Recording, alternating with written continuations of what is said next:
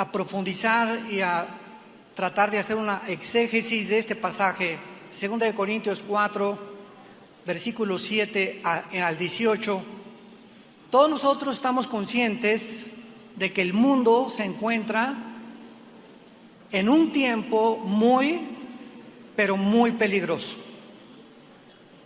Las naciones del mundo están siendo convulsionadas, tratando de encontrar una ideología política que funcione.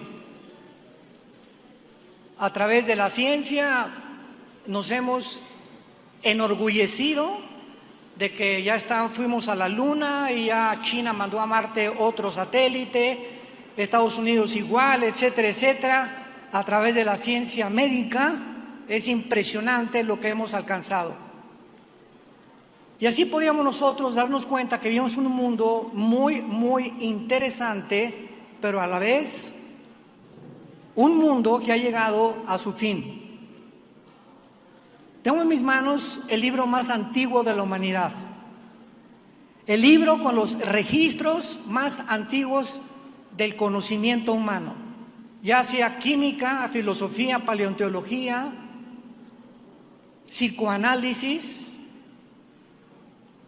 antropología, química, física, biología y cualquier disciplina académica que tú me puedas mencionar, se encuentra aquí en este libro.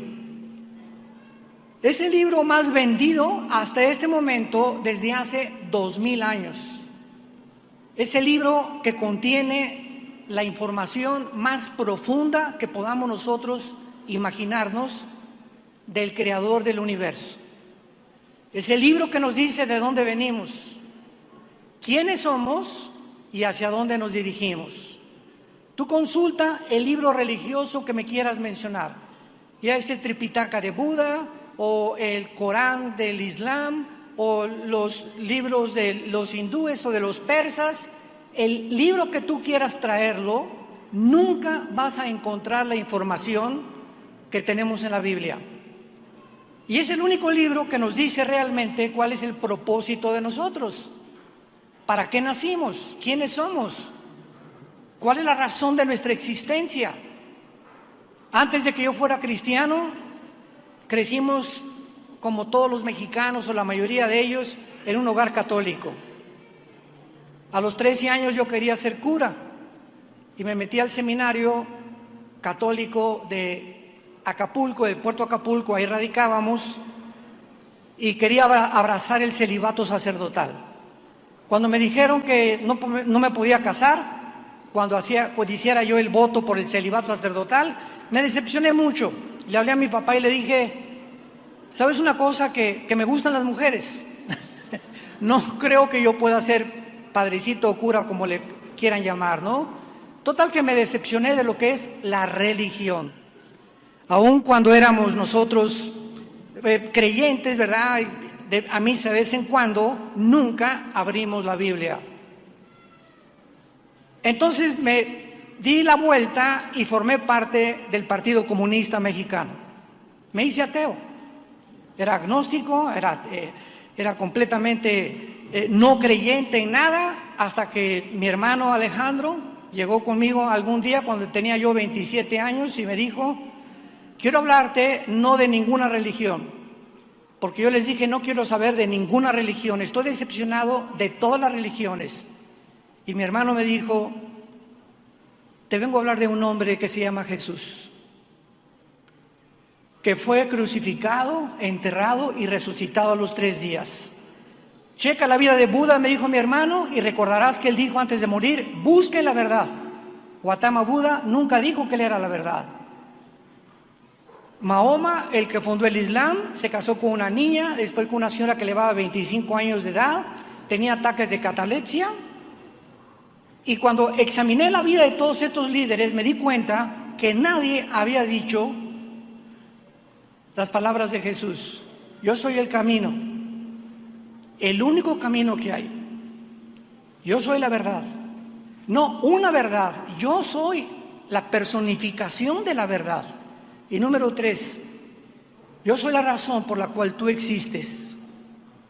Ese hombre que fue muerto en una cruz es la razón por la cual tú y yo en esta mañana seguimos respirando. Porque en Él somos y nos movemos y existimos, en la persona de Jesús. Vine al Evangelio de Juan y me quedé en Juan 14:6. Yo soy el camino, la verdad y la vida. Le entregué mi vida a Jesucristo. Este año cumplo 46 años, no de edad. 46 años de estudiar y de seguir este libro. Y cumplimos este año 43 años de ministerio. Vida Nueva para el Mundo no es una ideología que ha surgido de repente, una iglesia, una nueva secta. Somos una organización cristiana con mucho prestigio, con 43 años que nos respaldan de viajar en el mundo y que podamos nosotros realmente sentirnos agradecidos con Dios de lo que Él ha hecho y sigue haciendo en nuestras vidas. Y este es el tema que quiero compartir con ustedes, que se llama el poder que nos sostiene. 2 Corintios 4, versículo 7 en adelante. Antes leamos el versículo 1 para que lo tengamos de trasfondo teológico y saber de qué forma el apóstol Pablo desarrolla sus sentimientos y nos da 5 razones por la cual podemos ser sostenidos hasta el final de nuestra vida con el poder de Dios. Comienza Pablo diciendo el versículo 1, por lo cual, teniendo nosotros este ministerio, según la misericordia que hemos recibido, no desmayamos. La primera clave que se nos da es que no podemos jamás darnos el lujo de desmayar. Lo vamos a desarrollar más adelante. ¿Qué fue lo que sostuvo a Pablo para que antes de ser echado con los leones en el Coliseo romano, acabar en su segunda carta a Timoteo diciéndole: he peleado la buena batalla, todos me han abandonado? ¿Qué fue lo que hizo que los cristianos en los primeros siglos de la iglesia primitiva pudieran ser quemados vivos?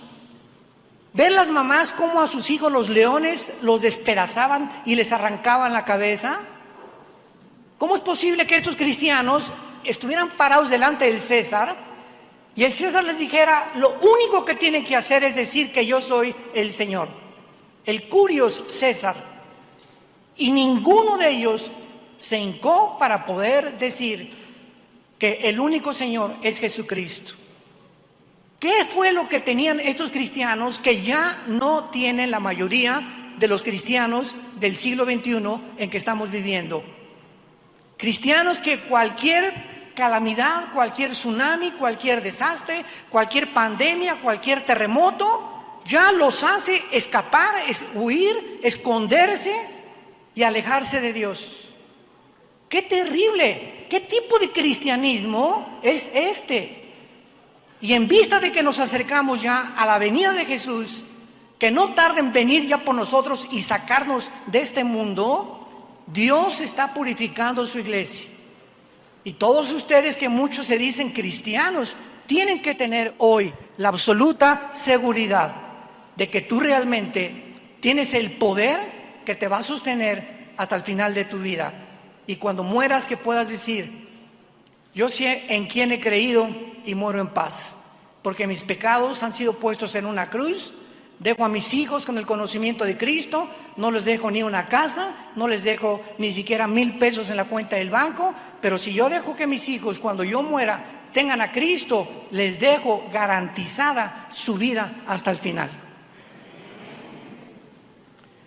Pero tenemos, versículo 7, este tesoro en vasos de barro, para que la excelencia del poder sea de Dios y no de nosotros, que estamos atribulados en todo, mas no angustiados, en apuros, mas no desesperados, perseguidos, mas no desamparados, derribados, pero no destruidos, llevando en el cuerpo siempre, por todas partes, la muerte de Jesús, para que también la vida de Jesús se manifieste a través de nuestros cuerpos.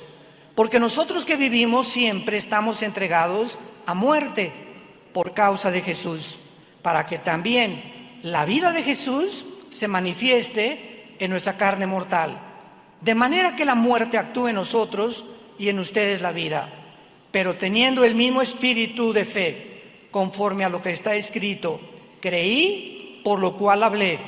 Nosotros también creemos, por lo cual también hablamos, sabiendo que el que resucitó al Señor Jesús, a nosotros también nos resucitará con Jesús y nos presentará juntamente con vosotros, porque todas estas cosas padecemos por amor a vosotros, para que, abundando la gracia por medio de muchos, la acción de gracias sobreabunde para gloria de Dios.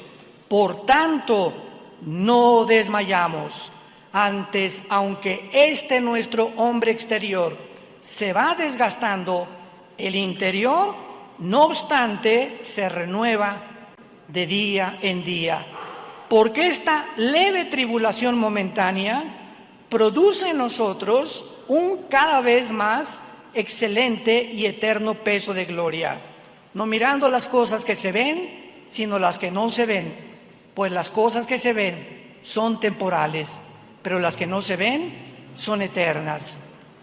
Cuando Dios nos llamó por su gracia para que conociéramos a su Hijo Jesucristo de una manera personal, descubrimos por primera vez que somos muy débiles. Tú le preguntas a una persona que fuma: ¿por qué fumas si la cajetilla dice este producto es nocivo para la salud? ¿No sabes que estás envenenando y lastimando tus encías, tu laringe, tu tráquea, tu esófago, los alvéolos pulmonares? ¿Por qué te emborrachas? ¿Por qué abusas del alcohol? ¿Qué no sabes que el alcohol destruye tu páncreas? Te puede venir una pancreatitis o un tumor pancreático muy pronto, el hígado. ¿Por qué lo haces? ¿Y qué te contesta la gente? Porque me gusta. Entonces nos damos cuenta que somos autodestructivos.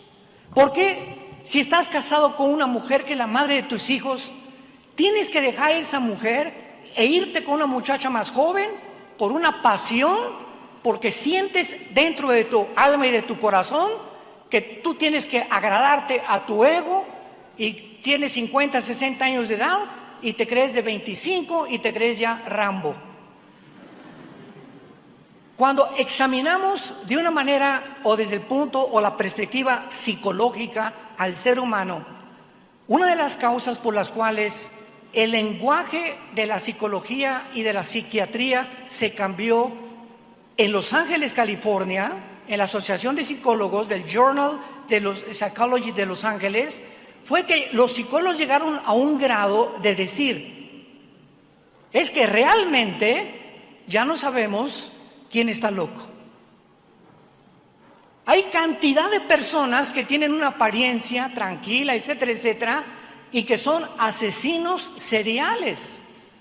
Cantidad de personas que tú conoces que se han atrevido a violar a sus hijas, o abuelos que han violado a sus nietos, u hombres que, teniendo todo lo que Dios les podía haber dado, riquezas, fama, y llegaron a la cúspide y al éxito, allá arriba, ya seas deportista, cantante, artista, político o lo que tú seas, al llegar allá arriba, te das cuenta que las alturas nos marean. Algo le pasa al ser humano que cuando llega al éxito se descompone. Y lo podemos ver con Elvis Presley, que tenía 500 mujeres en Tennessee, en la esquina de su casa, esperando tener relaciones con él, con sus Cadillacs con defensas de oro. Michael Jackson, el rey del pop, que cuando murió no sabían si era hombre o era mujer, y se descubre después que fue un muchacho pederasta, que llevaba a los niños de 8 o 10 años a su granja, ¿verdad? Una especie de Disneylandia que él hizo para violarlos y drogarlos. Y así vemos que se destapan las coladeras y comenzamos a ver a tanta gente que tal vez admirábamos, o que eran políticos o eran ejemplo de canto o lo que tú quieras, que se descompusieron con la fama, con el dinero, con el aplauso, con la popularidad. La Biblia dice que nada podemos hacer y subir a la cima sin Dios. Si tú llegas a prosperar y llegas a la cima de tu vida, donde tú quieres llegar, sin Dios, mientras más alto llegues, de más alto te vas a caer. Esta es la razón por la cual Pablo comienza diciéndonos, este tesoro es el Espíritu Santo. Si lo quieres apuntar en tu Biblia. Tenemos este tesoro, tenemos a Dios dentro de una naturaleza humana débil, frágil. Somos egoístas, tramposos, fornicarios, adúlteros. Eso es lo que somos ante Dios.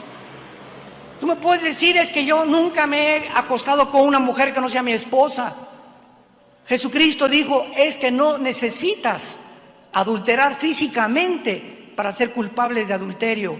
Basta con que mires a una mujer con ojos de lujuria.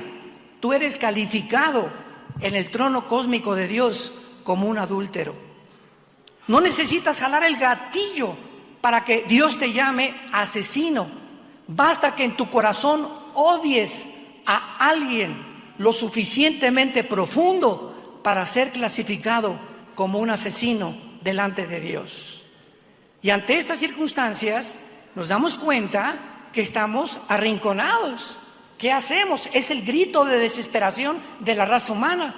Entonces la raza humana buscó las religiones, alguna ideología, algún sistema, algún budismo zen o meditación o yoga que nos pueda aislar, concentrarnos en nosotros mismos y tratar de llegar a o trascender a alguna altura, llámale a Dios como le quieras llamar, para poder mitigar la conciencia que nos acusa que somos pecadores.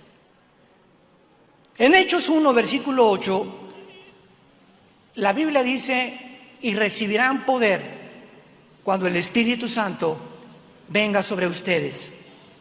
¿Quién es un cristiano? Un cristiano no es el que va a la iglesia evangélica o presbiteriana o bautista o católica o griega ortodoxa. Un cristiano no es el que es judío o el que es mexicano o el que es español o el que es inglés. Un cristiano es la persona que tiene morando dentro de su vida el poder de Dios, el Espíritu Santo. Y ese poder que Dios nos ha dado es precisamente para enviarnos a un mundo lleno de lobos. Estamos en un mundo rodeados de lobos, de mucha gente que te quiere hacer daño y tú no lo sabes, de muchas personas muy envidiosas, de personas que te quieren lastimar, que te quieren quitar tu esposa, que quieren arruinar tu vida, que te quieren invitar a drogarte, que, amigos y amigas que tienes que quieren que forniques con tu novio, que no hay ningún problema. Vamos a acostumbrarnos a tener relaciones sexuales. Estamos rodeados de tentaciones. Entonces, ¿cómo podemos servir a un Dios que nos demanda santidad si no tenemos el poder para poder realmente enfrentarnos al mundo? Recibirán poder cuando reciban al Espíritu Santo y me serán testigos. ¿Eres cristiano? La primera pregunta que te hago es la siguiente. Desde que tú dices que eres cristiano o te convertiste, ¿a cuánta gente has guiado a la cruz? ¿A cuánta gente, a cuántos amigos en tu bufete de abogados, en tu consultorio médico, en tu escuela, en tu taller de plomería, de carpintería, a cuántas personas les has hablado en la universidad, en la secundaria, en la preparatoria, del amor de Cristo en esa cruz? Si tú dices en este momento, tengo 3 o 4 años de cristiano y ahora me doy cuenta que a nadie le he hablado de Jesús, la respuesta es que realmente no eres hijo ni hija de Dios. Porque el Espíritu Santo nos fue dado para hablar de Jesús. Esto fue el primer impulso que yo sentí cuando recibí a Cristo en 1974, hace 46 años. Recibí a Cristo y yo salí al tendero de la tortilla, al panadero, a donde iba, en el metro, en la ruta 100, a todos los que me encontraba les hablaba de Jesús. Ponía un cajón en el mercado de Acapulco y me subía en el mercado a predicar a la gente. Éramos muy pobres.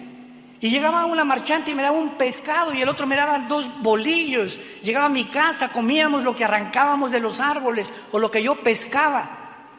Después me fui de misionero y estuve viviendo 3 años de misionero en Guerrero, durmiendo en pisos de adobe. Mi cojín era un ladrillo envuelto en periódicos. Si tú crees que tú has atravesado la pobreza, esto es ser pobreza. Que no tengas ni siquiera con qué taparte más que con periódicos. Así estuve 2 años en la sierra porque quería hablar de Cristo a los indígenas, a todos en la frontera con Oaxaca y Guerrero. Y cuando bajé de la sierra, bajé con malaria, bajé con enfermedades, con 40 de temperatura. Me hospitalizaron, yo creí que me iba a morir. Estuve en un poblado que se llama El Ciruelo en Guerrero, cerca de Coajiniculapa, de puros leprosos. Todavía hay leprosos en las sierras de Oaxaca y de Guerrero. Y yo dije, Señor, si quieres que me muera de lepra, aquí estoy y llévame contigo. Ahora veo, después de todo ese tiempo, que Dios simplemente me estaba probando, nada más.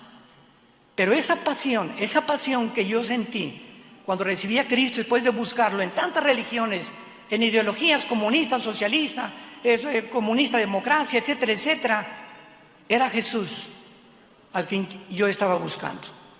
Él era la razón por la cual sentía tanta angustia dentro de mí que no encontraba más que pura hipocresía alrededor de mí, en todas las ideologías, en todos los sistemas, en todas las religiones.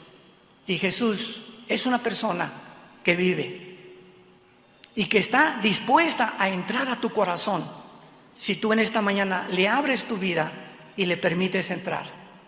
Tenemos este tesoro en vasos de barro. Vemos en segundo lugar que cuando recibimos al Espíritu Santo sucede un milagro que no entendemos, que se llama la regeneración.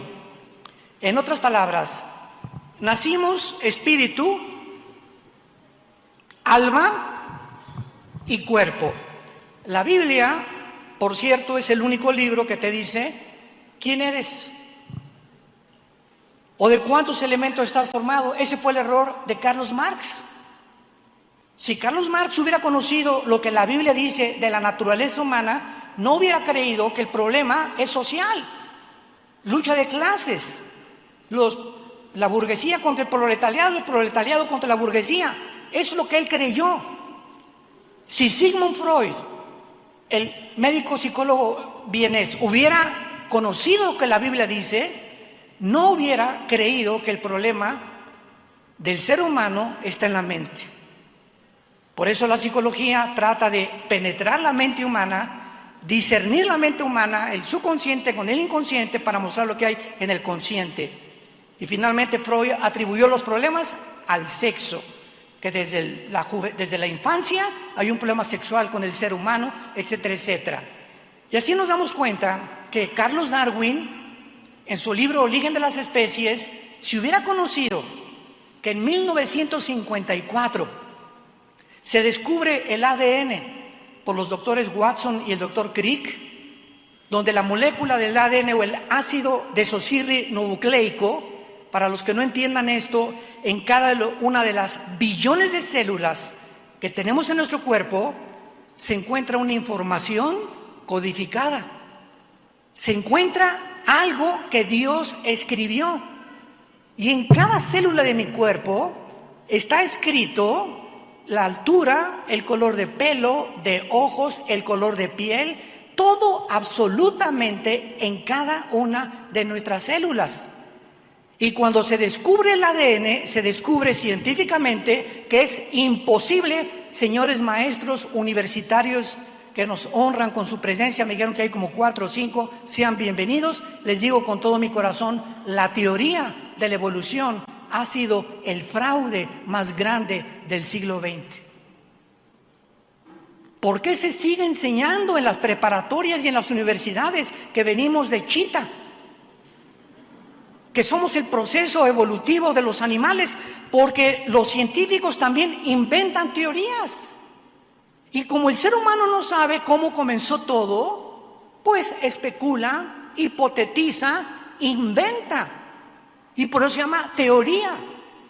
Y ahora el descubrimiento del ADN nos demuestra científicamente, maestros universitarios o biólogos que nos acompañan, que biológicamente es imposible que mi ADN lo tenga un chango y que el ADN de un rinoceronte no lo tiene la jirafa y que no existe hasta este momento la mutación entre una especie y otra especie.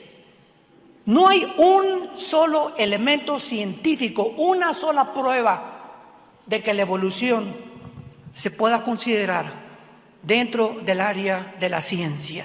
Son especulaciones. Y así lo prueba también la segunda ley de la física, la segunda ley de la termodinámica, y lo prueba la ley de la biología con los aminoácidos, que son los ladrillos de la Biblia que nos impiden que nos convirtamos en un chango o un chango en un ser humano. ¿Pero por qué se sigue enseñando? Porque no conocen el origen del ser humano revelado en la Biblia. La Biblia dice que somos espíritu, tenemos un alma y vivimos dentro de un cuerpo, un envase, una jícara, donde temporalmente tu alma y tu espíritu habitan. Y el espíritu es la parte a través de la cual conocemos a Dios, servimos a Dios y adoramos a Dios, porque Dios es espíritu. Juan 4:24. El alma es el asiento de las emociones, los sentimientos y la voluntad. Y el cuerpo es el soma en el griego, que es el asiento donde vive el alma y el espíritu. Y cuando tú mueres, tu cuerpo lo tiran, se lo comen los gusanos, pero sale de tu cuerpo dos cosas, el alma y el espíritu, y se van o a la presencia de Dios inmediatamente. No hay purgatorio, no hay limbo, no hay reencarnación. Está establecido a los hombres que muramos una sola vez y después el juicio. Cuando tú mueres y mueres en tus pecados, no te salvas eternamente de tu alma. Jesucristo habló más veces del infierno que del cielo. Esto es muy, muy interesante. Entonces, el Espíritu Santo, dice la Biblia, que así fue creado Adán y Eva, alma, espíritu y cuerpo. Cuando el ser humano rechaza a Dios a través de nuestros primeros padres, dice la Biblia que morimos espiritualmente. La palabra muerte en la Biblia no significa cesación de existencia. La palabra muerte apunta, lo significa separación. No significa cesar de existir, es una separación temporal. Nos separamos de Dios y desde Adán hasta nuestros días, cuando yo nací con mi alma, mi mente, sentimientos, voluntad, intelecto y con un cuerpo, pero muerto, separado de Dios. Y esta es la razón por la cual existe la filosofía, esta es la razón por la cual existen las religiones. Todos estos sistemas humanos están buscando la manera, porque traemos la eternidad en el alma, muertos separados de Dios, pero en el alma sigue la imagen y la semejanza de Dios en nuestras vidas. Y esto es lo que nos impele a buscar a Dios a través del budismo, del hinduismo, del catolicismo o del judaísmo o la religión que tú me quieras mandar. El ser humano está ávido, como decía Sigmund Freud. El ser humano es incorregiblemente religioso. No ha existido una tribu, una civilización, una nación, nunca en la historia que no haya adorado a algo o a alguien. Y cuando no sabemos quién es Dios, adoramos a la luna, o nos vamos a Teotihuacán a cargarnos de energía, o a comenzar a ponernos en flor de loto o meditación y concentrarnos en nosotros mismos. Estamos buscando la realidad, porque nos creó Dios con ese impulso de buscar la verdad. y es Jesús. Finalmente, cuando tú tienes a Jesús, llegas al final de tu búsqueda y llegas a saber que Él es exactamente lo que nos puede explicar qué es lo que significa ser cristiano. La palabra cristiano tiene dos palabras: Christos, anos. Cristo ungido, anos en el griego, ¿qué significa? Ungido dentro de, o ungido con la palabra de Dios o con el Espíritu Santo. Y la palabra anos significa también pequeño. Entonces, ¿quién es un cristiano? Un ungido que tiene al Espíritu Santo y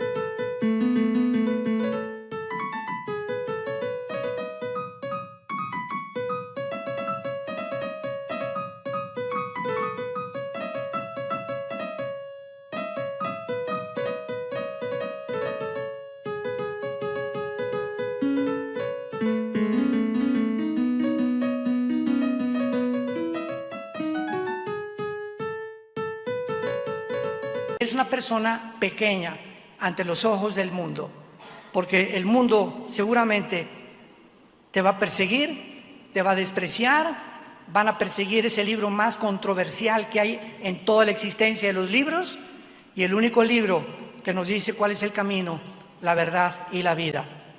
En segundo lugar, dice Pablo en el versículo 8 y 9, ¿cómo somos sostenidos por el poder de Dios?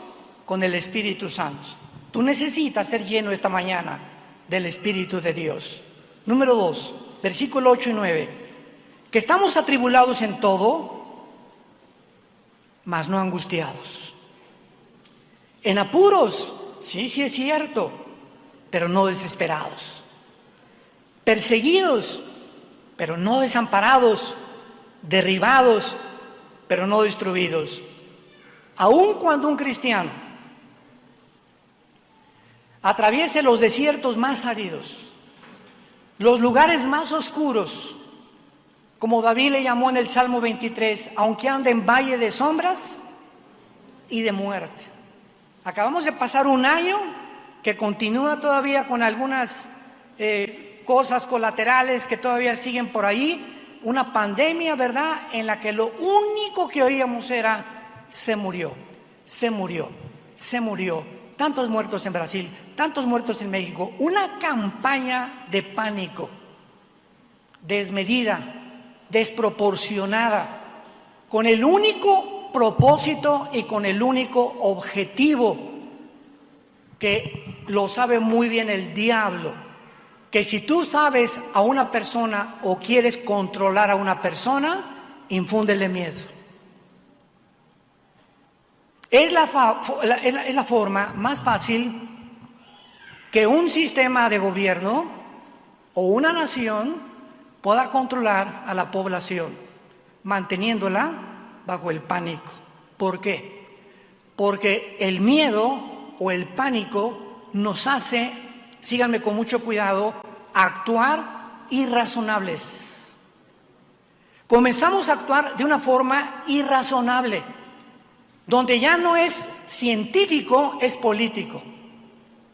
¿Cómo puedo yo explicar que al llegar a un restaurante me digan: de aquí a la mesa póngase el bozal, y al llegar a la mesa no hay virus? Si se para el baño, póngase el bozal.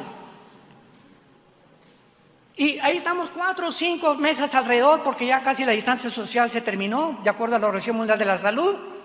¿Cómo es posible que yo pueda hacer ejercicio tapándome la respiración? Esto es sentido común, esto es lógico, esto es científico. ¿De qué se nutre nuestro cerebro? Del oxígeno. Cómprate un oxímetro en la farmacia. y ponte esta cosa después de 2 horas y te va a bajar a 80 casi la oxigenación de tu sangre. Y tú mantén este nivel de oxigenación y al mes o a los 2 meses vas a comenzar a tener unas migrañas y unos problemas irreversibles. Sobre todo, el crimen más grande de todos los crímenes es haberles puesto esas cosas a los niños. Ese es el crimen más grande. Ahorita el estado de California, Florida, Texas, Idaho y Arkansas en Estados Unidos acaban los gobernadores de decretar: todas las escuelas primarias no van a llevar ningún niño tapabocas. Y la Organización Mundial de la Salud acaba también de determinar, métete al internet para que cheques lo que te estoy diciendo, que en el aire, en los outdoors, o sea, ahí no está el virus. Que lo puedes encontrar cuando tienes una persona a menos de 1 metro que te tosa o te escupa, etcétera, etcétera, pero que no está en el aire, no está en el parque, no está en las playas. ¿Y de dónde nos sacaron? ¿De las playas? ¿De los parques? ¿De los gimnasios? ¿Y de las áreas donde hay qué cosa? Nitrógeno, oxígeno y otros gases de lo que está compuesta la atmósfera. Es impresionante. Había videos que sacaban a la gente que se metía a la playa a nadar y la sacaban porque no traía cubrebocas en la playa, nadando en la playa. Es lo primero que te quita un tiburón.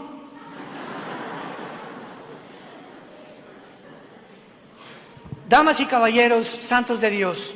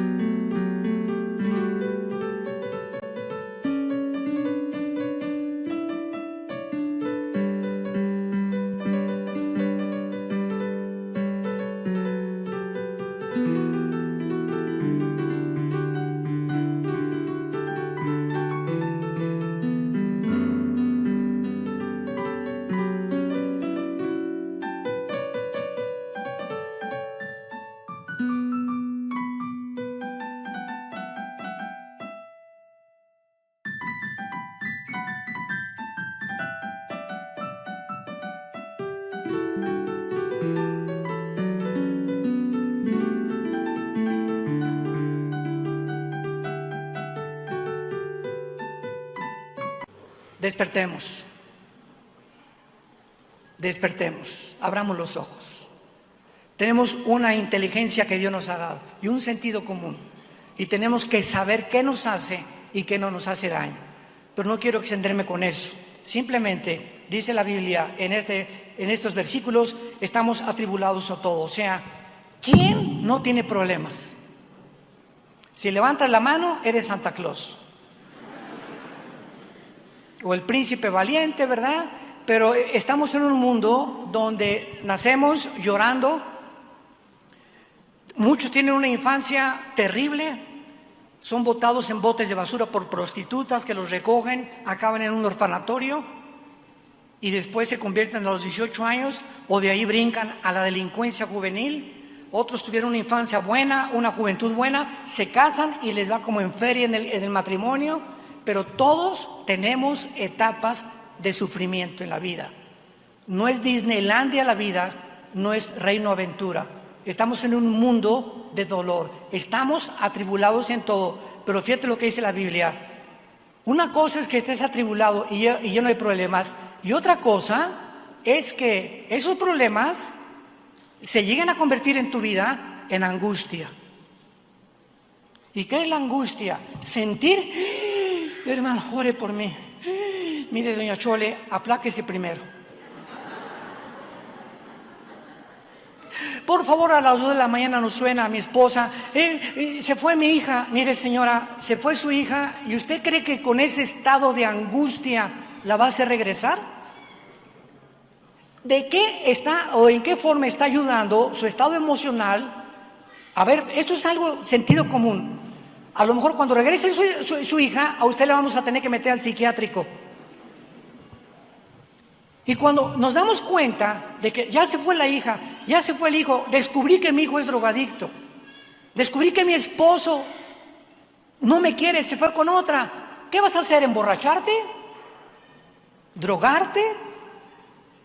¿Como Pancho Pistolas? Pues así son todas las mujeres, me voy con otra yo también. Salidas y escapes falsos. Estamos atribulados, pero en ese momento nos hincamos. Nos hincamos. Padre, mi hija se fue, Señor. Yo no soy Dios ni soy tú.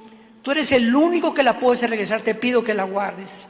Y te pido que se acabe en la cárcel o en una cosa peor, que eso le sirva para que yo le lleve el evangelio de la salvación de tu Hijo Jesucristo. Mi esposo se fue. Yo no lo puedo hacer regresar. Tú no puedes obligar a nadie a que te ame. Se fue tu esposa. No puedes obligarla a que te ame tu esposa. Ok, ¿qué vas a hacer? Híncate. Dice la Biblia en Filipenses 4, 6 y 7. Por nada estén angustiados, afanados. En ese momento sean conocidas tus necesidades delante de Dios con oración, ruego y súplica. Y cuando tú te hincas, en lugar de usar una puerta falsa, drogas, alcohol o hacer una tontería, cuando tú te hincas, estás demostrando que crees en Dios. Ahí está la fe en acción. ¿Por qué lo haces? Porque sabes que te va a contestar. Y dice la Biblia, y cuando tú lo haces, la paz de Dios, que sobrepasa todo entendimiento, guardará tus pensamientos y tu corazón en Cristo Jesús. En ese momento va a haber un milagro en tu vida. Cuando Dios ve que tú te hincas, y porque sin fe es imposible agradar a Dios. Cuando Dios ve que en la acción, con nuestras acciones demostramos que creemos en Él, un milagro viene sobre nuestros pensamientos que de una forma imperceptible y milagrosa me siento tranquilo. Me voy a acostar. Ya dejé a mi hija. Mi hijo se fue ahora sí que el charro pistolas con otra o con quién sabe que se fue. Señor, que Dios lo bendiga, ¿verdad? Tú te encargas de él y total me vas a decir qué vamos a hacer con el tiempo, pero él, la situación de él no me va a quitar la paz a mí. El hecho que él haya agarrado camino por otro lado no me va a estar quitando la paz, porque entonces yo estoy sufriendo y él está divirtiéndose.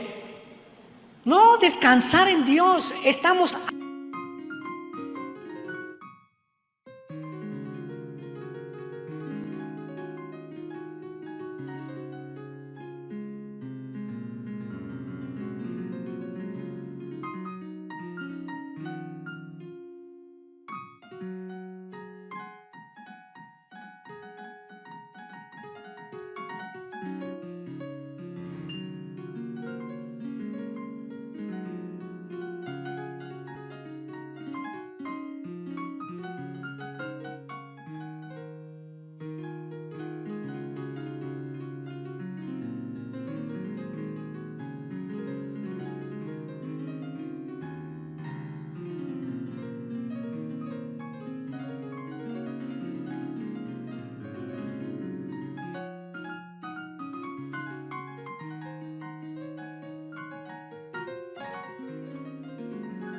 atribulados, aprendamos a nunca llegar a la angustia.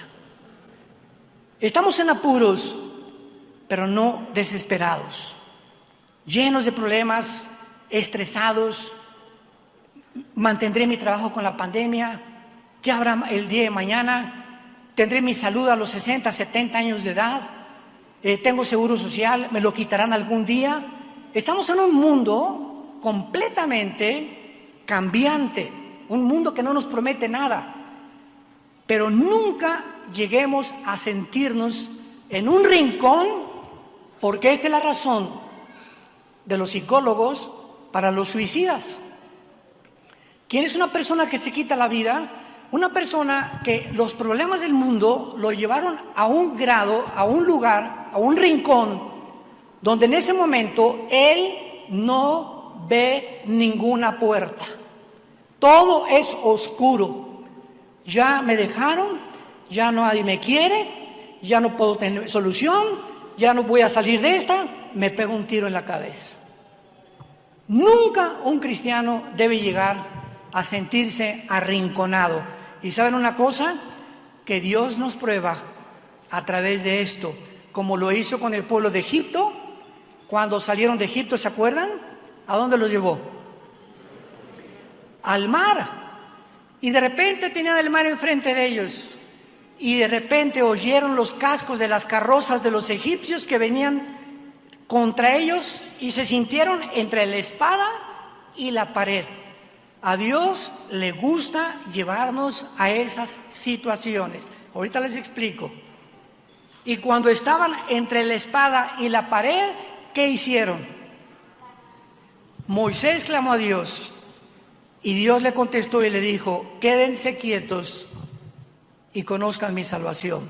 Vean con mi salvación. Y les abrió el mar. Y atravesaron el mar Rojo y los egipcios que los persiguieron murieron detrás de ellos. Cuando tú no veas ninguna solución, ninguna puerta en tu vida, no permitas llegar a angustiarte ni tampoco a desesperarte. Siempre hay algo que Dios te quiere mostrar. Cuando no encuentras ninguna puerta, no hagas nada, híncate. ¿Tú lo has hecho? No me contestes. ¿Tú lo has hecho? Porque ahí es cuando probamos que Dios es real. Estamos atribulados en todo, pero nunca llegamos a la desesperación y menos al estrés. ¿Saben qué es el estrés? El Hospital Hopkins, la Clínica Mayo en Rochester, que son las instituciones médicas más famosas en Estados Unidos, coincidieron que el 70% de las enfermedades de los seres humanos, el 70% de las enfermedades mentales y físicas son debidas al estrés. Es la enfermedad del siglo XXI. ¿Qué es el estrés? Es un estado de angustia, de desesperación, de inseguridad, de que no sabes qué va a pasar. Y llegas a tus hijas y quítate a los chamacos de ahí. Préndeme, quiero ver el América contra el Pachuca, aunque pierde el América. Y llegamos a ese grado, ¿verdad?, en el que te tocan y estás como Pepita en comal. Brincamos por cualquier cosa, no puedes ni dormir siquiera. Tienes ya semanas sin dormir. Afecta a tu corazón, afecta a tu mente, afecta a tu estómago, este estado de falta de paz. Y hace 2000 años, el autor de la Biblia, hace 2000 años nos dejó el antídoto para la enfermedad del siglo XXI. Shalom. Mi paz les dejo, mi paz les doy. El estado de armonía perfecto de la mente y del cuerpo es mediante la paz. Y cuando hay paz en tu mente, tus órganos, tu sistema gastrointestinal, tu sistema cardiovascular, tu sistema cardíaco, todo funciona a través de tu estado mental. Estamos atribulados en todo, pero no angustiados, perseguidos, pero no desamparados. Tal vez ahorita te está persiguiendo tu abogado, tu esposo te quiere quitar la casa, tu novio dijo que te va a mandar un recado que ya no te quiere, que se ve con chencha en lugar de con chencho, etcétera, etcétera. Continuamente vamos a seguir siendo perseguidos.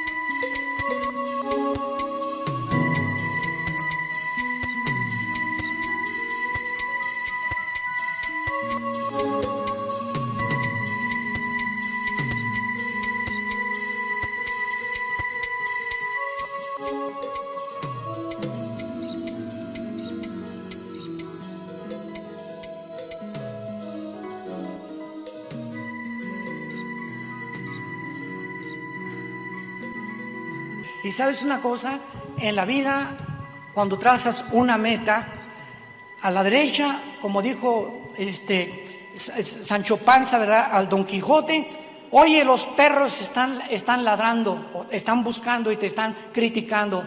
El Quijote le dijo, ¿verdad?, deja que los perros ladren, significa que estamos caminando. Entonces tú vas a oír siempre gente que le vas a caer gorda. No somos monedita de oro para caerle bien a todos, como dice el dicho. Entonces va a haber gente siempre que va a tener envidia de ti. Dice Salomón, toda excelencia de obras despierta la envidia del prójimo. Y por acá te van a decir esto y otro. ¿Y cuánta gente se mete en las redes sociales a las vistas a ver qué dijeron de mí? Ya no lo hagas, porque te va a desgastar, te va a entristecer y te va a hacer enojar muchas veces. De cuántas cosas dicen de ti o de mí o de cualquier persona. Entonces, caminar en la vida, que no hagas caso acá ni acá, nuestros ojos puestos en Jesús, el autor de nuestra fe. No te salgas del camino, no desmayes por ninguna cosa que puedas atravesar. Y finalmente, derribados, pero no destruidos. ¿Hay alguien aquí en esta mañana que ya se cayó del caballo? Tal vez ya cometiste el pecado con tu novia de la fornicación, tal vez eres un adúltero, tal vez has defraudado a alguien, tal vez le has mentido a alguien, tal vez estás buscando amistades por sus intereses económicos y no porque quieras ser un amigo verdaderamente de esa persona. Examina tu conciencia, examina tu corazón. ¿Estás haciendo trampa en la escuela? Cualquier cosa que tú hagas, hay perdón en la sangre de Cristo. No importa lo que hayas hecho, te caíste del caballo, no te quedes tirado. Los que conquistan y los que tienen victoria no son los que se caen, sino los que se vuelven a subir al caballo. Los que se levantan y los que tienen el valor que Dios nos da para vivir la corta vida que tenemos siguiendo a aquel que dio su vida por nosotros en una cruz. Inclinemos nuestra cabeza por algunos segundos y quiero invitarte. Si tú nos vienes a visitar o no tienes a Cristo en tu vida,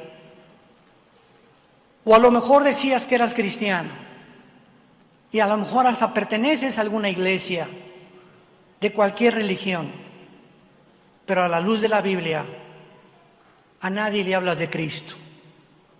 Cuando eres asaltado por problemas, buscas el alcohol, buscas las drogas, buscas puertas falsas, porque te sientes desesperado. ¿Por qué esa desesperación? ¿Y por qué llegamos a esa angustia? Porque no creemos que Dios vive. No creemos realmente que Jesús es real y que resucitó a los 3 días de los muertos y que nos está esperando al morir nosotros, que resucitemos como Él lo hizo hace 2000 años, después de 3 días encerrado en esa tumba. ¿Qué tengo que hacer? Me preguntarás, para poder en esta mañana tener la seguridad de que el día de mi muerte yo pueda morir en paz. La Biblia dice, arrepiéntete de tus pecados. Tus pecados han hecho separación entre un Dios santo y un hombre pecador. Tú no puedes acercarte a Dios sucio, sucia como tú estás. Pero hay buenas noticias. En esa cruz, Dios permitió que su Hijo pagara por ti y por mí lo que nosotros nunca hubiéramos podido pagar con ninguna de nuestras obras. Esto se llama la gracia de Dios. Cree que Cristo en esa cruz pagó en tu lugar por tus pecados mediante el derramamiento de su sangre. Y cree también que a los 3 días se levantó de entre los muertos, y en este momento pídele que entre a tu corazón. Dile, Señor Jesús, te pido perdón por mi vida. Ya no quiero seguir siendo igual. Tú eres el único que tienes el poder de sacarme de este pozo donde me encuentro, de la angustia y de la desesperación, de la inseguridad de mi vida. Creo que moriste en la cruz por mí y que vives, por lo cual te pido perdón y que entres a mi corazón como mi Señor y mi Salvador. En el nombre de Jesús. Amén.